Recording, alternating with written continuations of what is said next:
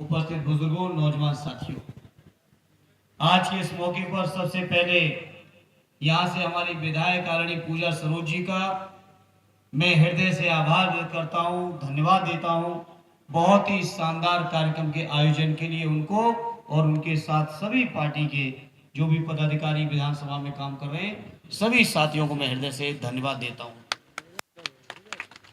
आड़े बाबूजी चर्चा कर रहे थे और भी हमारे साथियों ने चर्चा की। ये चुनाव निश्चित तौर पे आजमगढ़ का ये चुनाव बहुत महत्वपूर्ण चुनाव है। मैं समझता हूं एक उम्मीदवार के तौर पे मेरे ऊपर ये बहुत बड़ी कहीं ना कहीं से जिम्मेदारी आप सबने और माननीय राष्ट्रीय अध्यक्ष जी ने डाली है। जहां आजमगढ़ का शानदार इतिहास है, समाजवादी आंदोलन का एक शानदार गौरवशाली इतिहास है।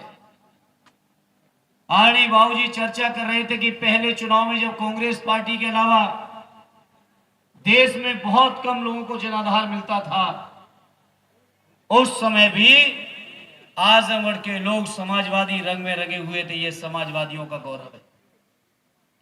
ऐसे शानदार क्षेत्र में जहां के बारे में चौधरी साहब ने कहा वो बागपत छोड़ दूंगा, आजमगढ़ नहीं छोड़ूंगा, जहां के लिए सदैव नेताजी ने हमेशा कहा कि इटावा मेरा दिल तो आजमगढ़ मेरी धड़कन है। हमारे राष्ट्रीय अध्यक्ष आदरणीय अखिलेश यादव जी ने हमेशा आजमगढ़ को अपना दूसरा घर माना हो।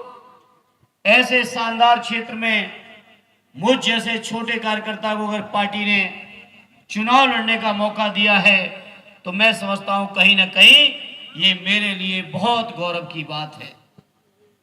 इसलिए आज इस मौके पर मैं आप सबसे अपील और प्रार्थना करूंगा। मैं माफी चाहता हूं आदरणीय जमाली साहब, आप ही ने लिखा था संबोधन और आप ही का नाम था नहीं।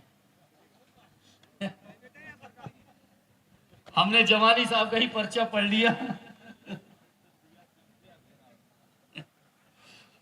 तो जहां इतना शानदार क्षेत्र हो, उस क्षेत्र का जो उम्मीदवार आप सबने मुझे बनवाया है, राष्ट्रीय अध्यक्ष जी ने भेजा है, तो मैं समझता हूं मेरे आजमगढ़ के लोगों कहीं ना कहीं मेरे ऊपर भी बहुत बड़ी जिम्मेदारी आप सबने डाल दी है।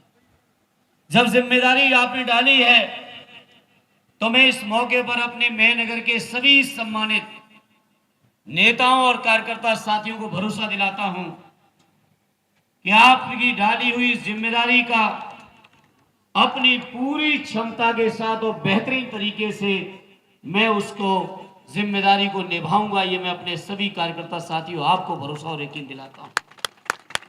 मेरे आजमगढ़ के साथियों कोई मामूली रिश्ता नहीं रहा है।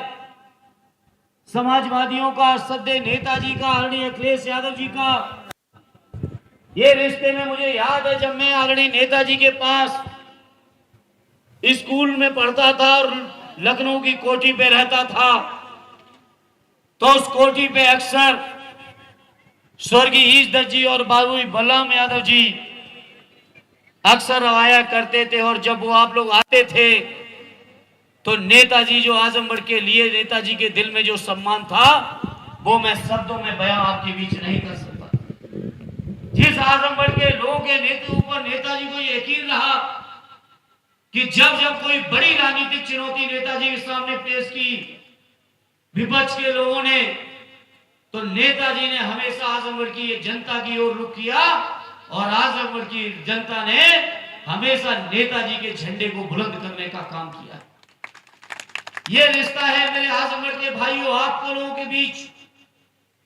जहां आने बलराम बाबूजी बैठे, स्वर्गीय ईशदत्त जी रहे, जहां तमाम समाजवादी लोग रहे, स्वर्गीय चंद्रजीत जी से लेके स्वर्गीय राम नरेश जी तक, स्वर्गीय राम बच्चन जी से लेके तमाम समाजवादियों का ये गढ़ रहा।